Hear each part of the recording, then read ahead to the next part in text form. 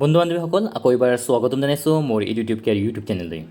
আজি মই এখন ভিডিঅ'ত আপোনালোকৰ লগত চুলতানী আমল বা চুলতানী যুগৰ বিষয়ে আলোচনা কৰিম আৰু ইয়াৰ পৰা কেনেকুৱা ধৰণৰ গুৰুত্বপূৰ্ণ প্ৰশ্ন আপোনালোকৰ পৰীক্ষাত আহিব পাৰে সেই সকলোবোৰ এটা এটাকৈ আলোচনা কৰিম।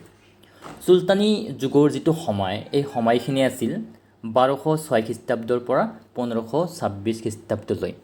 অৰ্থাৎ চুলতানসকলে আমাৰ ভাৰতবৰ্ষত 320 বছৰ শাসন কৰিছিল। এই চুলতানী যুগৰ আৰম্ভণি হৈছিল যেতিয়া কুতুবুদ্দিন আইবাকে আমাৰ ভাৰতবৰ্ষত দাস বংশ বা স্লেভ ডাইনেষ্টি আৰম্ভ কৰিছিল আৰু এই চুলতানী যুগৰ সমাপ্ত হৈছিল যেতিয়া লোডি ডাইনেষ্টিৰ একেবাৰে শেষৰজন ৰজা ইব্ৰাহিম লোডিৰ মৃত্যু হৈছিল। আপোনালোকৰ যিবিলাক কনফিউশ্যন বা ডাউট এই চুলতানী যুগৰ ওপৰত এই সকলোখিনি দূৰ হৈ যাব যদি আপোনালোকে ভিডিঅ'টো একেবাৰে শেষলৈ চায়। তেনেহ'লে সময় নষ্ট নকৰি আজিৰ এই ভিডিঅ'ৰ প্ৰথম প্ৰশ্নটোলৈ আহক। ইয়াত কোৱা হৈছে ভাৰতবৰ্ষৰ ইতিহাসক কেইটা ভাগত ভাগ কৰা হৈছে। আমাৰ ভাৰতবৰ্ষৰ যিটো ইতিহাস বা হিষ্ট্ৰী একচুৱেলি কেইটা ভাগত ভাগ কৰা হৈছে যদি এনেকুৱা ধৰণৰ প্ৰশ্ন আহে উত্তৰটো হ'ব 3টা। এই ভাগকেইটা মই ইয়াত লিখি দিছোঁ যাতে আপোনালোকে লিখি ল'ব পাৰে বা আপোনালোকৰ কনফিউশ্যন দূৰ হ'ব পাৰে যে প্ৰাক ঐতিহাসিক যুগৰ পৰা চুলতানসকলৰ আগমনৰ আগলৈকে প্ৰাচীন যুগ, প্ৰি হিষ্ট্ৰীৰ পৰা আৰম্ভ কৰি আমাৰ ভাৰতবৰ্ষত যেতিয়া এই চুলতানসকলে শাসন আৰম্ভ কৰিছিল 1206 খ্ৰীষ্টাব্দত, এই চুলতানসকলৰ আগমনৰ আগৰখিনি যিটো সময় এই সময়খিনি কোৱা হয় প্ৰাচীন যুগ বা প্ৰাচীন যুগৰ ইতিহাস। আৰু তাৰপিছত চুলতানসকলৰ আগমনৰ সময়ৰ পৰা পলাচী যুদ্ধলৈ মধ্যযুগ, অৰ্থাৎ যেতিয়া পলাচী যুদ্ধ হৈছিল কিমান চনত 1757। এই চুলতানসকলৰ আগমনৰ পৰা এই পলাচী যুদ্ধলৈকে এই সময়খিনিক কোৱা হয় মধ্যযুগ বা মধ্যযুগৰ ইতিহাস, আপোনালোকে মনত ৰাখিব। আৰু তাৰপিছত পলাচী যুদ্ধৰ পৰা পৰৱৰ্তী সময়ছোৱাক কোৱা হয় আধুনিক যুগ, অৰ্থাৎ 1757ৰ পৰা বৰ্তমানলৈকে যিটো সময় এই সময়ক কোৱা হয় আধুনিক যুগ। আপোনালোকে থুলমূলকৈ এইখিনি মনত ৰাখিব, ইন ফিউচাৰত আপোনালোকৰ কামত দিব। এতিয়া আমি আহিছোঁ নেক্সট প্ৰশ্নলৈ। ইয়াত কোৱা হৈছে ভাৰতত কেতিয়া মুছলমানে প্ৰথমবাৰৰ কাৰণে আক্ৰমণ কৰিছিল। উত্তৰটো হ'ব মহম্মদ বিন কাছিম। মহম্মদ বিন কাছিমেই আছিল প্ৰথমজন মুছলমান ব্যক্তি যিয়ে আমাৰ ভাৰতবৰ্ষত প্ৰথমবাৰৰ কাৰণে আক্ৰমণ কৰিছিল। কিমান চনত আক্ৰমণ কৰিছিল? 712 খ্ৰীষ্টাব্দত। আৰু যদি কোৱা হয় ক'ত আক্ৰমণ কৰিছিল তেতিয়া আপোনালোকে ক'ব লাগিব সিন্ধ প্ৰদেশত। ক'ত? সিন্ধ, পাকিস্তানৰ অন্তৰ্গত এইটো এটা সিন্ধ অঞ্চল হয়, আগত ভাৰতৰ অধীনত আছিল। এই সিন্ধ অঞ্চলৰ তেতিয়া ৰজা কোন আছিল? ৰজা দাহিৰ। এইখিনি মনত ৰাখিব, ৰজা দাহিৰ। তেনেহ'লে আমি কি পালোঁ যে প্ৰথমজন মুছলমান ব্যক্তি আছিল মহম্মদ বিন কাছিম। তেওঁ 712 খ্ৰীষ্টাব্দত আমাৰ ভাৰতবৰ্ষত আক্ৰমণ কৰিছিল প্ৰথমবাৰৰ কাৰণে। ক'ত আক্ৰমণ কৰিছিল? সিন্ধ নামৰ অঞ্চলত। সেই সময়ত এইটো ভাৰতৰ অধীনত আছিল আৰু তেতিয়া ৰজা আছিল দাহিৰ। এইখিনি কথা মনত ৰাখিব। এতিয়া আমি আহিছোঁ নেক্সট প্ৰশ্নলৈ। ইয়াত কোৱা হৈছে আফগানিস্তানৰ গজনী ৰাজ্য কোনে প্ৰতিষ্ঠা কৰিছিল। আফগানিস্তানৰ এটা ঠাই আছে গজনী, সেইখন এটা ৰাজ্য হয়। এই গজনী ৰাজ্যৰ কোনে প্ৰতিষ্ঠা কৰিছিল? উত্তৰটো হ'ব আলবতকিন। মনত ৰাখিব, আলবতকিনে কি কৰিছিল? গজনী ৰাজ্যৰ প্ৰতিষ্ঠা কৰিছিল। নেক্সট প্ৰশ্ন, কেতিয়া চুলতান মাহমুদে গজনীৰ সিংহাসনত বহিছিল। এই চুলতান মাহমুদেই আমাৰ ভাৰতবৰ্ষত 17 বাৰ আক্ৰমণ কৰিছিল, সেইবোৰ মই পিছত আলোচনা কৰি আছোঁ। তেওঁ 998 খ্ৰীষ্টাব্দত কি কৰিছিল? এই গজনীৰ সিংহাসনত বহিছিল। ইয়াত মই কিছু কথা আলোচনা কৰি লওঁ যে আমাৰ ভাৰতবৰ্ষত চুলতান ডাইনেষ্টি আৰম্ভ হৈছিল 1206 খ্ৰীষ্টাব্দত, মনত ৰাখিব। আৰু মুছলমানৰ প্ৰথম আক্ৰমণ কিমান চনত আছিল? 712 খ্ৰীষ্টাব্দত। ইতিমধ্যে আলোচনা কৰিলোঁ যে প্ৰথমজন মুছলিম ব্যক্তি আছিল মহম্মদ বিন কাছিম। তেওঁ কি কৰিছিল 712 খ্ৰীষ্টাব্দত আক্ৰমণ কৰিছিল। এই 712ৰ পৰা 1206ৰ ভিতৰত তিনিজন মুছলমান ব্যক্তি আমাৰ ভাৰতবৰ্ষত আক্ৰমণ কৰিছিল। তাৰে প্ৰথমজন ব্যক্তি আছিল মহম্মদ বিন কাছিম। তেওঁ এইবাৰ আক্ৰমণ কৰিছিল। আৰু তাৰ পিছত আহিছিল এইজন ব্যক্তি চুলতান মাহমুদ। এই চুলতান মাহমুদে আমাৰ ভাৰতবৰ্ষত 17 বাৰ আক্ৰমণ কৰিছিল। আৰু তাৰ পিছত মহম্মদ ঘড়ী নামৰ এজন ব্যক্তি আছে, তেওঁ আক্ৰমণ কৰিছিল 5 বাৰ। এই সকলোবিলাক কথা মনত ৰাখিব লাগিব। আমি সেইবিলাক পিছত আলোচনা কৰিম ভালদৰে। এতিয়া আমি পিছৰখিনিলৈ যাওঁ। ইয়াত কোৱা হৈছে, ইয়াত কিছুমান কথা মই আলোচনা কৰোঁ যে যেতিয়া এই চুলতান মাহমুদে কি কৰিছিল, সিংহাসনত বহিছিল 998 খ্ৰীষ্টাব্দত। তাৰ পিছৰ পৰা অৰ্থাৎ 1000 খ্ৰীষ্টাব্দৰ পৰা 1027 খ্ৰীষ্টাব্দলৈকে চুলতান মাহমুদে সৰ্বমুঠ 17 বাৰ আক্ৰমণ কৰিছিল। কিমান বাৰ আক্ৰমণ কৰিছিল? 17 বাৰ আমাৰ ভাৰতবৰ্ষত আক্ৰমণ কৰিছিল। আৰু এই 17 বাৰৰ ভিতৰত 1025 খ্ৰীষ্টাব্দত মনত ৰাখিব গুজৰাটৰ সোমনাথ মন্দিৰত এবাৰ আক্ৰমণ কৰিছিল। আৰু এই সোমনাথৰ যিটো মন্দিৰত আক্ৰমণ, সেই আক্ৰমণ সৰ্ববৃহৎ আক্ৰমণ কৰিছিল, কিয়নো এই সোমনাথ মন্দিৰৰ পৰা হেজাৰ হেজাৰ ৰূপ, তাৰপিছত সোণ, চান্দি এইবিলাক তেওঁলোকে লুটপাট কৰি লৈ গৈছিল। এতিয়া আমি আহিছোঁ নেক্সট প্ৰশ্নলৈ। নেক্সট প্ৰশ্ন, কিতাবুল হিন্দ কোনে লিখিছিল? কিতাবুল হিন্দ এখন প্ৰসিদ্ধ কিতাপ আৰু এইখন কিতাপ লিখিছিল আল বৰুণীয়ে। আল বৰুণীয়ে কিতাবুল হিন্দ নামৰ কিতাপখন লিখিছিল। আৰু এইখন কিতাপতেই আমি পাইছোঁ যে চুলতান মাহমুদে আমাৰ ভাৰতবৰ্ষ 17 বাৰ আক্ৰমণ কৰিছিল। আৰু বাকীবিলাক যিবিলাক অপশ্যন আছে, ফিৰদৌছি, ফাৰুকী, উতুবি, আৰু এজন আছিল চিস্তানী, মনত ৰাখিব চিস্তানী। এই 5জন সেই সময়ৰ অৰ্থাৎ চুলতান মাহমুদৰ সময়ৰ বিখ্যাত লেখক বা ইতিহাসবিদ আছিল, মনত ৰাখিব। এওঁলোকৰ লিখনিৰ পৰা আমি চুলতান মাহমুদৰ যি 17 বাৰ ভাৰত আক্ৰমণ কৰিছিল, তাৰপিছত গজনী ৰাজ্যৰ বিষয়ে আমি জানিব পাৰি, মনত ৰাখিব। নেক্সট প্ৰশ্ন, প্ৰথম তৰাইনৰ যুদ্ধ কাৰ কাৰ মাজত হৈছিল? প্ৰথম তৰাইনৰ যুদ্ধ হৈছিল 1191 খ্ৰীষ্টাব্দত। ইয়াত কোৱা হৈছে কাৰ কাৰ মাজত হৈছিল। যিবিলাক অপশ্যন আছে, এই অপশ্যনবোৰৰ ভিতৰত ক নম্বৰ যিটো আছে সেইটো হ'ব শুদ্ধ উত্তৰ। মহম্মদ ঘড়ী আৰু পৃথ্বীৰাজ চৌহানৰ মাজত প্ৰথম তৰাইনৰ যুদ্ধ হৈছিল 1191 খ্ৰীষ্টাব্দত। এই যুদ্ধত কিন্তু মহম্মদ ঘড়ীয়ে পৰাস্ত হৈছিল আৰু পৃথ্বীৰাজ চৌহান জিকিছিল। তাৰপিছত নেক্সট বছৰত আকৌ এবাৰ যুদ্ধ হৈছিল সেই একে ঠাইত 1192 খ্ৰীষ্টাব্দত। এইটো তৰাইনৰ দ্বিতীয় যুদ্ধ বুলি জনা যায়। এই যুদ্ধত মহম্মদ ঘড়ীয়ে জিকিছিল আৰু পৃথ্বীৰাজ চৌহানৰ মৃত্যু হৈছিল, মনত ৰাখিব। আৰু তাৰপিছত যিটো অপশ্যন আছে খ নম্বৰ অপশ্যন, সেইটো আছিল বাবৰ আৰু ইব্ৰাহিম লোধিৰ মাজত যুদ্ধ। এই যুদ্ধ কোৱা হয় পানিপথৰ প্ৰথম যুদ্ধ, মনত ৰাখিব। কিমান খ্ৰীষ্টাব্দত হৈছিল? 1526। কাৰ কাৰ মাজত হৈছিল? ইব্ৰাহিম লোধি আৰু বাবৰৰ মাজত হৈছিল। এই যুদ্ধত বাবৰে ইব্ৰাহিম লোধিক পৰাস্ত কৰিছিল। আৰু তাৰপিছতেই আমাৰ ভাৰতবৰ্ষত কাৰ শাসন আৰম্ভ হৈছিল? মোগল ডাইনেষ্টি, মোগল সাম্ৰাজ্যৰ আৰম্ভণি হৈছিল এই 1526 খ্ৰীষ্টাব্দত, মনত ৰাখিব। আৰু তাৰপিছত যিটো হিমু আৰু বৈৰাম খান মাজত যিটো যুদ্ধ, এই যুদ্ধক পানিপথৰ দ্বিতীয় যুদ্ধ বুলি জনা যায়। কিমান চনত হৈছিল? 1556। এই সকলোবিলাক কথা কৈ আছোঁ মানে আপোনালোকৰ যাতে ৰিভাইজ হয় সেইবিলাক কথা, পিছত সেইবিলাক আমি পাম। এতিয়া আমি নেক্সট প্ৰশ্নলৈ আহিছোঁ, 7 নম্বৰ। ইয়াত কি কোৱা হৈছে? ইতিহাসত কোন মহম্মদ ঘড়ী নামেৰে পৰিচিত? কাক মহম্মদ ঘড়ী বুলি জনা যায়? ইয়াত 4টা অপশ্যন আছে, মহম্মদ বিন কাছিম, আলবতগিন, চুলতান মাহমুদ আৰু চাহাবুদ্দিন। এইবিলাকৰ ভিতৰত যিটো ঘ নম্বৰ অপশ্যন আছে, লাষ্ট নম্বৰ চাহাবুদ্দিন, এই চাহাবুদ্দিনকে ইতিহাসত কি কোৱা হয়? মহম্মদ ঘড়ী বুলি কোৱা হয়। আৰু বাকীবিলাক যি অপশ্যন আছে অলপ ৰিমাইণ্ড কৰি দিওঁ আপোনালোকে যাতে ৰিভাইজ হয়।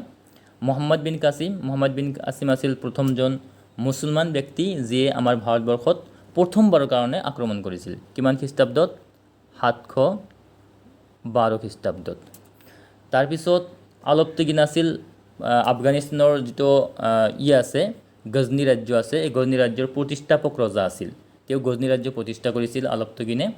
চুলতান মাহমুদ ইতিমধ্যে আমি পাইছোঁ যে তেওঁ 17 বাৰ আমাৰ ভাৰত আক্ৰমণ কৰিছিল। এইবিলাক কথা আপোনালোকে মনত ৰাখিব, ইন ফিউচাৰত কামত দিব। নেক্সট প্ৰশ্ন, দিল্লীত চুলতানী যুগৰ কেতিয়া আৰম্ভ হৈছিল? চুলতানী যুগ বুলি ক'লে আমি 1206 পৰা 1526 ভিতৰৰ সময়খিনিক বুলি জানো। এই সময়খিনিক চুলতানী যুগ বা চুলতানী যুগৰ সময় বুলি কোৱা হয়। ইয়াৰ যিটো শুদ্ধ উত্তৰ হ'ব খ নম্বৰ, 1206 খ্ৰীষ্টাব্দত চুলতানী যুগ আৰম্ভ হৈছিল। আৰু এই চুলতানী যুগৰ শেষৰ সময় কি আছিল? 1526। ইতিমধ্যে আমি পাইছোঁ যে বাবৰে প্ৰথম পানিপথৰ যুদ্ধত ইব্ৰাহিম লোদীক পৰাস্ত কৰিছিল। আৰু চুলতানী যুগৰ একেবাৰে শেষৰজন ৰজা আছিল ইব্ৰাহিম লোদী, মনত ৰাখিব। তেনেহ'লে যিটো অপশ্যন আছে ঘ নম্বৰ 1526, এই চনটো হ'ল চুলতানী যুগৰ একেবাৰে শেষৰ সময়। এই সময়ত কি হৈছিল? চুলতানী যুগৰ সমাপ্ত হৈছিল আৰু মোগল ডাইনেষ্টি আৰম্ভ হৈছিল। আৰু যিটো অপশ্যন আছে ক নম্বৰ 1192, ইয়াত কি হৈছিল? তৰাইনৰ দ্বিতীয় যুদ্ধ হৈছিল। এই সকলোবিলাক কথা বাৰে বাৰে কৈ আছোঁ যাতে আপোনালোকৰ ৰিভাইজ হৈ যায়, সেইকাৰণে মনত পেলাই দিবলৈ যত্ন কৰি আছোঁ। নেক্সট প্ৰশ্ন, ইয়াত কোৱা হৈছে, নেক্সট প্ৰশ্ন, দিল্লীত চুলতানী যুগ কোনে প্ৰতিষ্ঠা কৰিছিল? এই যিটো চুলতানী যুগ হয়, যিটো আৰম্ভণি হৈছিল 1206 খ্ৰীষ্টাব্দত আৰু সমাপ্ত হৈছিল 1526 খ্ৰীষ্টাব্দত, কোনে আৰম্ভণি কৰিছিল? উত্তৰটো হ'ব কুতুবুদ্দিন আইবাক। কুতুবুদ্দিন আইবাকেই আছিল এই চুলতানী যুগৰ প্ৰতিষ্ঠাপক বা ফাউণ্ডাৰ, মনত ৰাখিব। তাৰপিছত প্ৰশ্নটো হ'ল, চুলতানী যুগত কেইটা সাম্ৰাজ্যই শাসন কৰিছিল? ইয়াত 4টা অপশ্যন আছে, 4টা, 5টা, 6টা বা 7টা। আমাৰ শুদ্ধ উত্তৰটো হ'ব 5টা। এই চুলতানী যুগ যিটো আছিল 320 বছৰ যিটো শাসন হৈছিল চুলতানী যুগত, এই 320 বছৰৰ ভিতৰত কেইটা সাম্ৰাজ্যই শাসন কৰিছিল ইয়াকে কোৱা হৈছে। ইয়াৰ শুদ্ধ উত্তৰ 5টাই হ'ব। এতিয়া আমি এইবিলাক ডিটেইল আলোচনা কৰিম। আপোনালোকে স্ক্ৰীনশ্বট মাৰি ৰাখিব পাৰে, আপোনালোকৰ বহুত কাম দিব। ইয়াৰ পৰা বহুতো প্ৰশ্ন আপোনালোক অকাই পকাই আপোনালোকক দিব পাৰে। মই কৈ আছোঁ, 5টা যি ৰাজবংশ আছিল, এই 5টা ৰাজবংশ হ'ল দাস বংশ, খিলজী বংশ, তাৰপিছত তোগলক বংশ, চৈয়দ বংশ, তাৰপিছত লোদী বংশ, মনত ৰাখিব। ইয়াৰ পৰা আপোনালোকৰ প্ৰশ্ন হ'ব পাৰে যে কোনখন বংশই আটাইতকৈ বেছি কৰিছিল সাম্ৰাজ্য, কোন সাম্ৰাজ্য কি কৰিছিল আটাইতকৈ বেছি সময় আপোনালোকৰ শাসন কৰিছিল? তেনেহ'লে উত্তৰটো হ'ব তোগলক বংশ। এই তোগলক বংশই কি কৰিছিল? 94 ইয়াৰ্ছ শাসন কৰিছিল। আৰু কোনটো বংশই আটাইতকৈ কম সময়ত শাসন কৰিছিল? তেতিয়া উত্তৰটো হ'ব খিলজী বংশ, 30 বছৰ শাসন কৰিছিল। ইয়াত মই সম্পূৰ্ণ লিখি দিছোঁ যে কোনটো বংশই কিমান বছৰ শাসন কৰিছিল। সৰ্বমুঠ কি হৈছে? 320 বছৰ শাসন কৰিছিল। কোনে? চুলতানী যুগৰ এই ৰজাসকলে এই বংশই শাসন কৰিছিল, মনত ৰাখিব। আৰু ইয়াৰ পৰা আৰু প্ৰশ্ন হ'ব পাৰে যে কোন বংশ কোনে সৃষ্টি কৰিছিল বা প্ৰথমে কোনে আৰম্ভ কৰিছিল? অলপ মই কৈ দিছোঁ। দাস বংশ যিটো আছিল, এই দাস বংশৰ প্ৰতিষ্ঠাপক ৰজা আছিল কুতুবুদ্দিন আইবাক। তাৰপিছত আহিছিল খিলজী বংশ। এই খিলজী বংশ আৰম্ভণি কৰিছিল জালালুদ্দিন খিলজী। জালালুদ্দিন খিলজীয়ে খিলজী বংশ আৰম্ভ কৰিছিল। তাৰপিছত তোগলক বংশ, তোগলক বংশৰ প্ৰথমজন ৰজা আছিল গিয়াছুদ্দিন তোগলক। তাৰপিছত চৈয়দ বংশ, চৈয়দ বংশৰ আছিল ৰজা আছিল বা চুলতান আছিল খিজিৰ খান। আৰু তাৰপিছত লোদী বংশ, একেবাৰে শেষৰটো বংশ।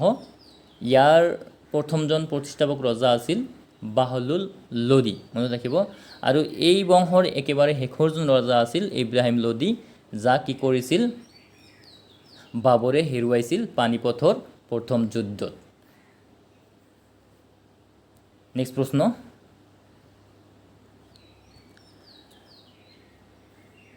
দাস বংশ কোনে প্ৰতিষ্ঠা কৰিছিল? ইতিমধ্যে মই আগতে কৈছোঁ যে কোনে কোনখন বংশ প্ৰতিষ্ঠা কৰিছিল, তাতেই বহুতো প্ৰশ্ন লুকাই আছে। তাৰ পৰাই মই সেইবিলাক প্ৰশ্ন ইয়াত আনিছোঁ যে দাস বংশ কোনে প্ৰতিষ্ঠা কৰিছিল? উত্তৰটো হ'ব কুতুবুদ্দিন আইবাক। কুতুবুদ্দিন আইবাক চুলতানী যুগৰ প্ৰথমজন ৰজা আছিল আৰু তেওঁৱেই কি কৰিছিল? চুলতানী যুগ আৰম্ভ কৰিছিল আৰু তেওঁৰ যিটো বংশ আছিল দাস বংশ, এই দাস বংশৰ তেওঁ প্ৰতিষ্ঠা কৰিছিল। এইবিলাক কথা মনত ৰাখিব। গতিকে সেইটো হ'ব উত্তৰ। ইলতুৎমিছৰ বিষয়ে আপোনালোকে জানিব লাগিব যে কুতুবুদ্দিন আইবাকৰ পিছত ইলতুৎমিছে কি কৰিছিল? সিংহাসনত উঠিছিল। ইয়াত কিছু কথা মই কৈ দিওঁ যে কুতুবুদ্দিন আইবাক যেতিয়া শাসন আৰম্ভ কৰিছিল তেতিয়া তেওঁৰ যিটো ৰাজধানী আছিল লাহোৰ আছিল। লাহোৰ মনত ৰাখিব।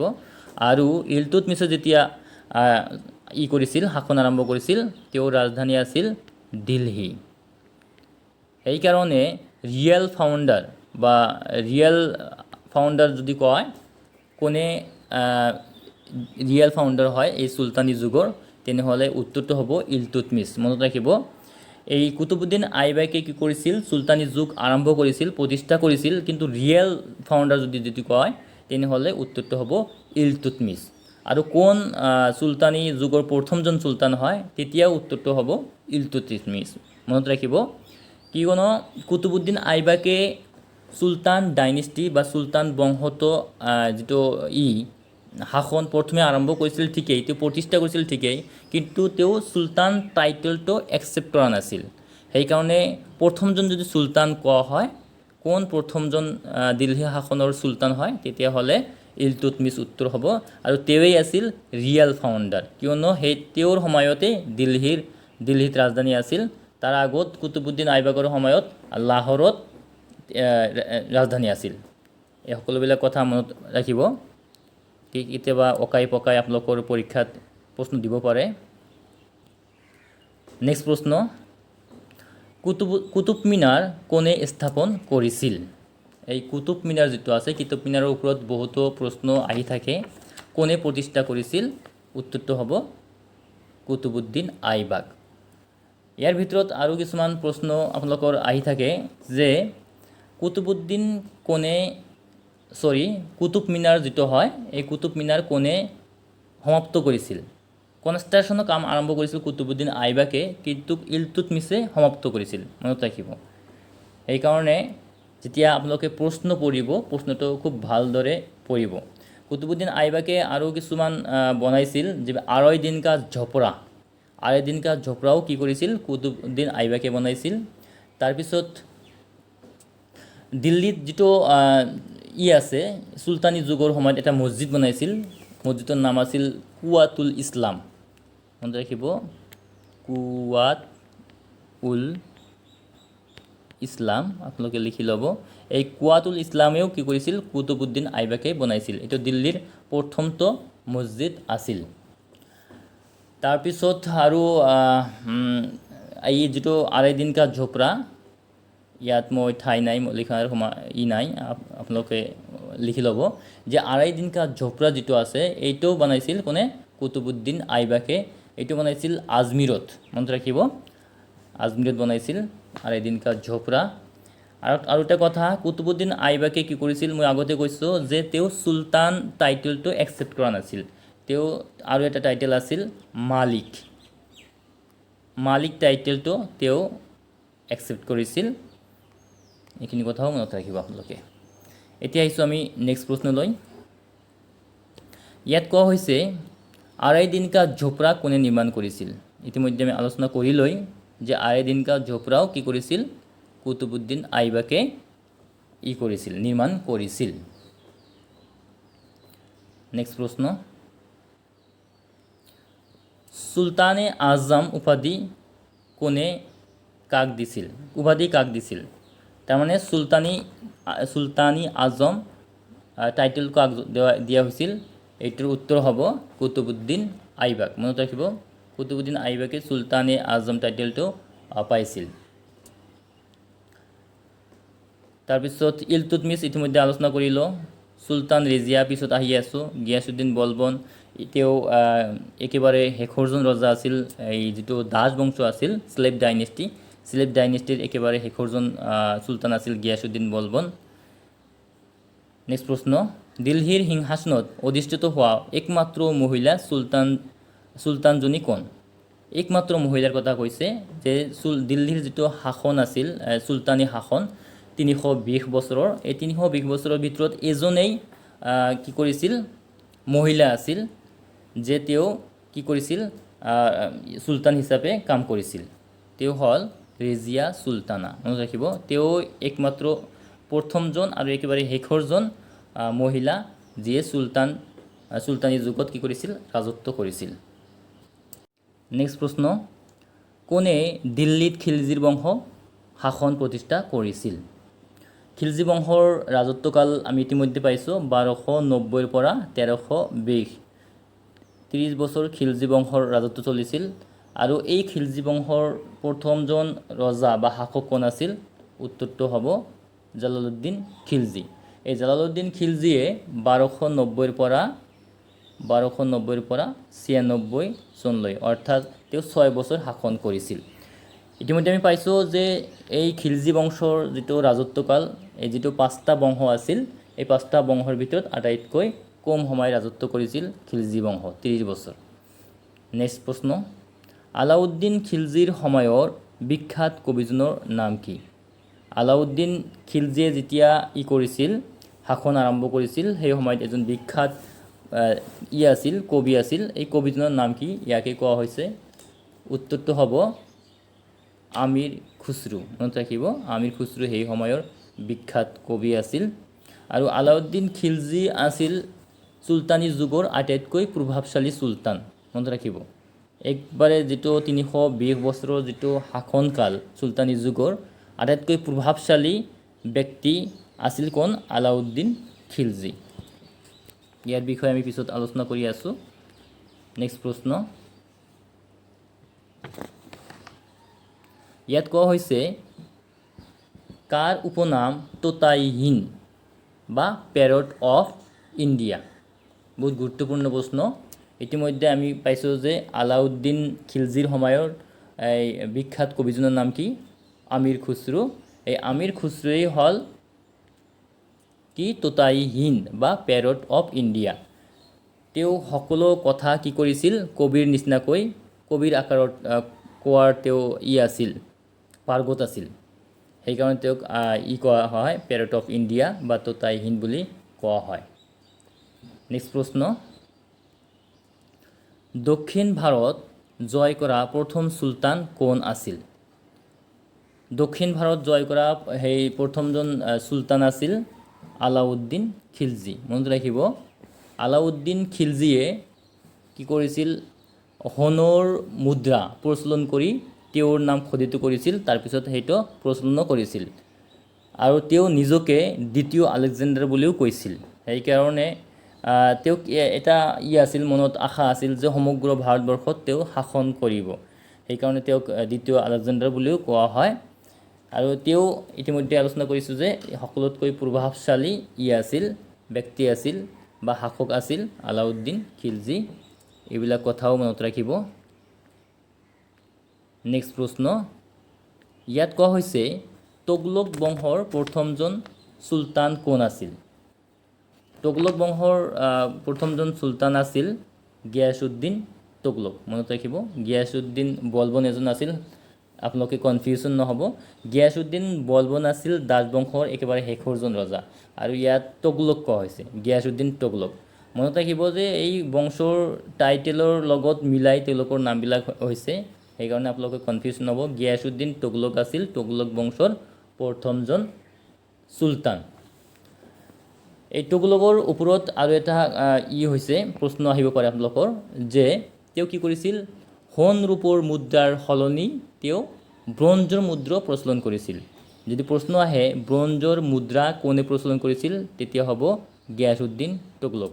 ইতিমধ্যে আমি পাইছোঁ আলাউদ্দিন খিলজি কি কৰিছিল সোণৰ মুদ্ৰাৰ ওপৰত তেওঁৰ নাম খোদিত কৰি প্ৰচলন কৰিছিল। কোনে? আলাউদ্দিন খিলজিয়ে কিন্তু গিয়াছুদ্দিন তুগলকে কি কৰিছিল ব্ৰঞ্জৰ মুদ্ৰা প্ৰচলন কৰিছিল তেওঁ সোণ ৰূপৰ যিবিলাক মুদ্ৰা আছিল সেইবিলাক বন্ধ কৰি দিছিল নেক্সট প্ৰশ্ন মৰক্কোৰ পৰ্যটক কি নাম কৈছে এটা ইবনে বতুতা কেতিয়া ভাৰতলৈ আহিছিল মৰক্কোৰ যি আছিল পৰ্যটক আছিল ইবনে বতুতা কেতিয়া ভাৰতলৈ আহিছিল উত্তৰটো হ'ব মুহাম্মদ বিন তুগলকৰ সময়ত এই মুহাম্মদ বিন তুগলকৰ সময়ত মৰক্কোৰ পৰ্যটক ইবনে বতুতা ভাৰতলৈ আহিছিল আৰু গিয়াছুদ্দিন তুগলক ইতিমধ্যে পাইছোঁ আমি গিয়াছুদ্দিন তুগলক আছিল তুগলক বংশৰ প্ৰথমজন ৰজা বা প্ৰতিষ্ঠাপক ৰজা ফিৰোজ শাহ তুগলক পিছত আহি আছোঁ এইবিলাক কথা আলোচনা কৰিম গিয়াছুদ্দিন বলবন আছিল দাস বংশৰ একেবাৰে শেষৰজন ৰজা এইবিলাক মনত পেলাই যাব কামত দিব আপোনালোক নেক্সট প্ৰশ্ন কোনে ৰাজ্যৰ পৰা তুলি নি দৌলতবাদত স্থাপন কৰিছিল প্ৰশ্নটোত অলপ ভুল আছে হ'ব লাগিছিল কোনে ৰাজ্যৰ ৰাজধানী দিল্লীৰ পৰা তুলি নি কি কৰিছিল দৌলতবাদত স্থাপন কৰিছিল উত্তৰটো হ'ব মুহাম্মদ বিন তুগলক মুহাম্মদ বিন তুগলকে কি কৰিছিল দিল্লীৰ পৰা ৰাজধানী তুলি নি দৌলতবাদত স্থাপন কৰিছিল গিয়াছুদ্দিন তুগলক কোন আছিল গিয়াছুদ্দিন তুগলক আছিল তুগলক বংশৰ প্ৰতিষ্ঠাপক ৰজা মনত ৰাখিব আলাউদ্দিন খিলজি কোন আছিল আলাউদ্দিন খিলজি বংশৰ এজন ৰজা আছিল তেওঁ চুলতানী যুগৰ আটাইতকৈ প্ৰভাৱশালী ৰজা আছিল এটাও মনত ৰাখিব নেক্সট প্ৰশ্ন চুলতানী যুগত কোনে ব্ৰঞ্জৰ মুদ্ৰা প্ৰচলন কৰিছিল ইতিমধ্যে অলপ আলোচনা কৰিছই যে মুহাম্মদ বিন তুগলক আছিল সেইজন ৰজা কি কৰিছিল তেওঁ ব্ৰঞ্জৰ মুদ্ৰা প্ৰচলন কৰিছিল তেওঁ সোণ ৰূপৰ মুদ্ৰাবিলাক বন্ধ কৰি দিছিল আৰু আলাউদ্দিন খিলজি কি কৰিছিল সোণৰ মুদ্ৰাৰ ওপৰত নিজৰ নাম খোদিত কৰি প্ৰচলন কৰিছিল এইবিলাক কথা মনত ৰাখিব ৰিজিয়া চুলতানা ইতিমধ্যে আমি পাইছোঁ যিজন প্ৰথমজনী মহিলা আছিল চুলতানী যুগৰ একমাত্ৰ মহিলা তেওঁ কি কৰিছিল শাসন কৰিছিল নেক্সট প্ৰশ্ন ইয়াত কোৱা হৈছে সৈয়দ বংশ কোনে প্ৰতিষ্ঠা কৰিছিল সৈয়দ বংশ যি শাসন চলিছিল 1414 পৰা 1451 লৈ এই সময়ৰ যি ৰাজ্য সৈয়দ বংশ এই সৈয়দ বংশৰ প্ৰতিষ্ঠাপক ৰজা কোন আছিল উত্তৰটো হ'ব খিজিৰ খান এই খিজিৰ খানে সৈয়দ বংশ প্ৰতিষ্ঠা কৰিছিল আপোনালোকে মনত ৰাখিব তাৰপিছত মুবাৰক শাহ খিজিৰ খানৰ পিছত আহিছিল দ্বিতীয়জন তেওঁ শাসক আছিল আৰু একেবাৰে শেষৰজন শাসক আছিল কোন একেবাৰে শেষৰজন শাসক আছিল আলাউদ্দিন আলম শাহ এই সৈয়দ বংশৰ শেষৰজন সুলতান আছিল নেক্সট প্ৰশ্ন লোদী বংশ প্ৰতিষ্ঠাপক ৰজা কোন আছিল এই যিটো লোদী বংশ এই যেটা পাঁচটা বংশ আছিল এই পাঁচটা বংশৰ আটাইতকৈ শেষৰটো বংশ হ'ল লোদী বংশ এই লোদী বংশৰ প্ৰথমজন ৰজা কোন মনত ৰাখিব বাহলুল লোদী এই বাহলুল লোদী হ'ল লোদী বংশৰ প্ৰতিষ্ঠাপক ৰজা আৰু ইব্ৰাহিম লোদী কোন আছিল ইব্ৰাহিম লোদী আছিল এই লোদী বংশৰ একেবাৰে শেষৰজন ৰজা যাৰ লগত বাবৰৰ হৈছিল যুদ্ধ হৈছিল কাৰ লগত হৈছিল বাবৰৰ লগত প্ৰথমটো পানিপথৰ যুদ্ধ হৈছিল এই পানিপথৰ যুদ্ধত ইব্ৰাহিম লোদী পৰাস্ত হৈছিল আৰু ইয়াৰ পৰাই কি হৈছিল এই যেটো সুলতানী যুগৰ সমাপ্ত হৈছিল মনত ৰাখিব এইবিলাক কথা বহুত গুৰুত্বপূৰ্ণ কথা হয় নেক্সট প্ৰশ্ন ইয়াত কোৱা হৈছে লোদী বংশ একেবাৰে শেষৰজন ৰজা কোন ইতিমধ্যে আলোচনা কৰি লৈ লোদী বংশৰ সময় আছিল 1451 পৰা 1526 আৰু এই বংশৰ একেবাৰে শেষৰজন ৰজা আছিল ইব্ৰাহিম লোদী যাক বাবৰে হেৰুৱাইছিল বাহলুল লোদী কোন আছিল আমি পালো অলপ আগতে বাহলুল লোদী লোদী বংশৰ প্ৰতিষ্ঠাপক ৰজা আছিল নেক্সট প্ৰশ্ন সুলতানী যুগত কোনটো সাম্ৰাজ্যই সকলোতকৈ বেছি সময় শাসন কৰিছিল এই যেটো পাঁচটা বংশ আছিল পাঁচটা বংশৰ ভিতৰত তুগলক বংশ যি আছিল তুগলক বংশই আটাইতকৈ বেছি সময় শাসন কৰিছিল কিমান বছৰ 94 বছৰ মনত ৰাখিব আৰু আটাইতকৈ কম কোনটো আছিল খিলজি বংশ এই খিলজি বংশই কি কৰিছিল মাত্ৰ 30 বছৰ শাসন কৰিছিল নেক্সট প্ৰশ্ন ইয়াত কোৱা হৈছে সুলতানী যুগত কোনজন সুলতান পলো খেলাৰ সময়ত মৃত্যু হৈছিল। বহুত ইণ্টাৰেষ্টিং কথা। পলো মানে এই ঘোঁৰাত উঠি যি এবিধ খেল আছিল, সেই খেলবিধ খেলাৰ সময়ত কি হৈছিল, মৃত্যুবৰণ কৰিছিল। সেইজন ব্যক্তি আছিল কুতুবুদ্দিন আইবাক। কুতুবুদ্দিন আইবাক কোন আছিল? ইতিমধ্যে পাইছোঁ আমি যে তেওঁ দাস বংশৰ প্ৰতিষ্ঠাপক ৰজা আছিল আৰু তেওঁই এই সুলতানী যুগৰ আৰম্ভণি কৰিছিল। তেওঁ ঘোঁৰাৰ পিঠিত উঠি এবাৰ কি কৰিছিল, পলো খেলি আছিল আৰু তাৰ পৰা পৰি আঘাতপ্ৰাপ্ত হৈছিল আৰু পিছত তেওঁৰ মৃত্যু হৈছিল। নেক্সট প্ৰশ্ন, ইয়াত কোৱা হৈছে সুলতানী যুগত কোনজন সুলতান নিজকে দ্বিতীয় আলেকজেণ্ডাৰ বুলি কৈছিল? নিজকে দ্বিতীয় আলেকজেণ্ডাৰ বুলি কৈছিল কোনে? আলাউদ্দিন খিলজি। মনত ৰাখিব, আলাউদ্দিন খিলজিয়ে কি কৰিছিল, মুদ্ৰাত, সোণৰ মুদ্ৰাত নিজৰ নাম কৰিছিল, খোদিত কৰিছিল আৰু সেইটো কৰিছিল, প্ৰচলন কৰিছিল। আৰু তেওঁৰ এটা সপোন আছিল যে সমগ্ৰ ভাৰতবৰ্ষত তেওঁৰ শাসন চলিব আৰু সেইকাৰণে নিজকে তেওঁ দ্বিতীয় আলেকজেণ্ডাৰ বুলিও কৈছিল। মনত ৰাখিব এইবিলাক। আৰু জালালুদ্দিন খিলজি কোন আছিল? জালালুদ্দিন খিলজি আছিল খিলজি বংশৰ প্ৰতিষ্ঠাপক ৰজা। তাৰপিছত গিয়াছুদ্দিন তুগলক কোন আছিল? গিয়াছুদ্দিন তুগলক আছিল তুগলক বংশৰ প্ৰতিষ্ঠাপক ৰজা। এইবিলাক কথা মনত পেলাই যাব, কামত দিব আপোনালোকৰ। এতিয়া আহিছোঁ আমি নেক্সট প্ৰশ্নলৈ। ইয়াত কোৱা হৈছে আলাউদ্দিন খিলজিৰ সময়ত বিখ্যাত সেনাপতিজন কোন আছিল? আলাউদ্দিন খিলজি যেতিয়া কৰিছিল, শাসন কৰিছিল, তেওঁৰ সময়ৰ বিখ্যাত সেনাপতি আছিল মালিক গাফুৰ। মনত ৰাখিব, মালিক গাফুৰ সেই সময়ৰ বিখ্যাত সেনাপতি আছিল আলাউদ্দিন খিলজিৰ। নেক্সট প্ৰশ্ন, দিল্লী চুলতানৰ শেষৰজন ৰজাজনৰ নাম কি? এই যিটো আছিল দিল্লী চুলতান, কিমান বছৰ শাসন কৰিছিল? 320 বছৰ এই কৰিছিল, চুলতানী বংশৰ যিটো শাসন চলিছিল। আৰু একেবাৰে শেষৰজন ৰজা কোন আছিল? উত্তৰটো হ'ব ইব্ৰাহিম লোধি। ইব্ৰাহিম লোধি এই লোধি বংশৰ শেষৰজন ৰজা আছিল আৰু এই ইব্ৰাহিম লোধি আছিল চুলতানী যুগৰ একেবাৰে শেষৰজন ৰজা। মনত ৰাখিব, যাক বাবৰে পানিপথৰ প্ৰথম যুদ্ধত 1526 চনত হেৰুৱাইছিল আৰু মোগল ডাইনেষ্টি আৰম্ভ হৈছিল। ইয়াৰ পৰাই কি হৈছিল, চুলতানী যুগৰ সমাপ্ত হৈছিল। নেক্সট প্ৰশ্ন, ইয়াত কোৱা হৈছে প্ৰথমবাৰৰ কাৰণে জিজিয়া টেক্স কোনে আৰম্ভ কৰিছিল? বহুত গুৰুত্বপূৰ্ণ প্ৰশ্ন। জিজিয়া টেক্স কোনে আৰম্ভ কৰিছিল যদি প্ৰশ্ন আহে, তেতিয়া ক'ব লাগিব কুতুবুদ্দিন আইবাক। কুতুবুদ্দিন আইবাকে কি কৰিছিল, টেক্সৰ যিটো ছিষ্টেম সেইটো আৰম্ভ কৰিছিল। আৰু এই যিটো ছিষ্টেম, এই ছিষ্টেমটো এবাৰ বন্ধ কৰিছিল কোনে? আকবৰে বন্ধ কৰিছিল। আকবৰ মোগল ডাইনেষ্টিৰ তৃতীয়জন ৰজা আছিল, বিখ্যাত ৰজা। তেওঁ এই যিটো জিজিয়া ছিষ্টেম তেওঁ বন্ধ কৰিছিল। এইটো আকৌ এবাৰ ৰিইণ্ট্ৰডিউচ কৰিছিল ঔৰংগজেবে। সেইবিলাক পিছত আমি পাই থাকিম, জাষ্ট আপোনালোকৰ হিণ্টছ দিছোঁ। নেক্সট প্ৰশ্ন, দিল্লী চুলতানৰ চৰকাৰী ভাষা কি আছিল? বহুত গুৰুত্বপূৰ্ণ প্ৰশ্ন হয়। এই দিল্লীৰ যিটো চুলতান চলিছিল 320 বছৰ, সেই সময়ৰ চৰকাৰী ভাষাটো কি আছিল?